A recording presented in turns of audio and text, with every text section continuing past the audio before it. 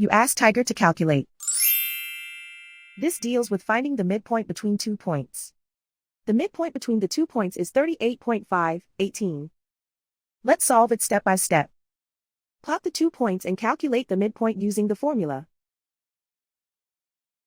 The coordinates of point 1 are x1 equals 35, y1 equals negative 47. The coordinates of point 2 are x2 equals 42, y2 equals 83. PM represents the midpoint of the 2 points.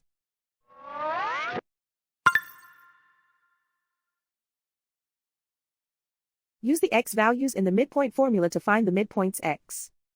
x1 equals 35. x2 equals 42.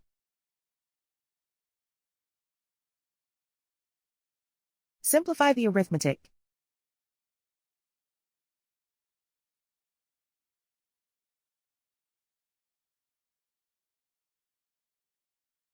Use the y values in the midpoint formula to find the midpoints y.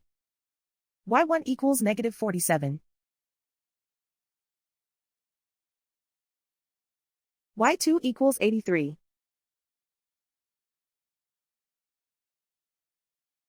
Simplify the arithmetic.